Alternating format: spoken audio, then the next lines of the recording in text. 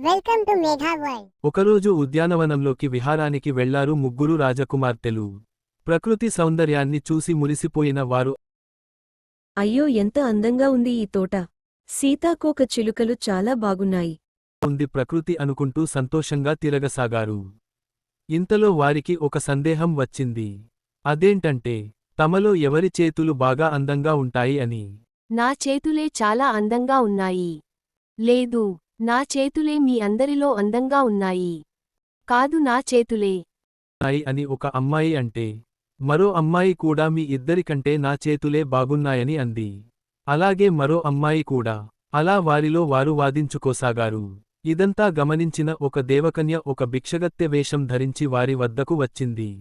చింపిరి జుట్టు, మాసిన బట్టలతో అందవికారంగా ఉన్న ఆ దేవకన్యను చూసిన రాకుమార్తెలు అసహ్యించుకుంటూ పక్కకు వెళ్లమని చీకొట్టారు. అమ్మా, కొంచెం సహాయం చేస్తారా? పక్కకు పో, మా దగ్గరకు రావద్దు. అసలు నువ్వు ఇక్కడికి ఎలా వచ్చావు? ముందు నువ్వు ఇక్కడి నుండి వెళ్ళిపో, మళ్ళీ రాకు.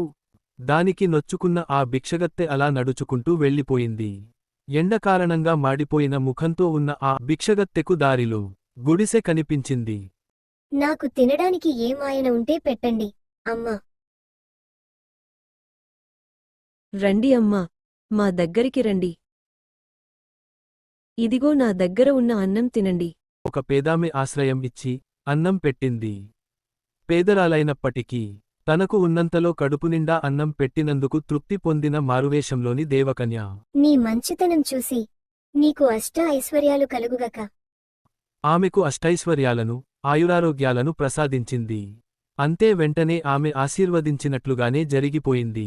దీన్నంతా కళ్లార్పకుండా చూస్తూనే ఉన్నారు రాకుమార్తెలు. బిచ్చగత్తె రూపంలోని ఆ దేవకన్య తన అసలు రూపంలోకి మారిపోయి రాకుమార్తెల వద్దకు వచ్చింది.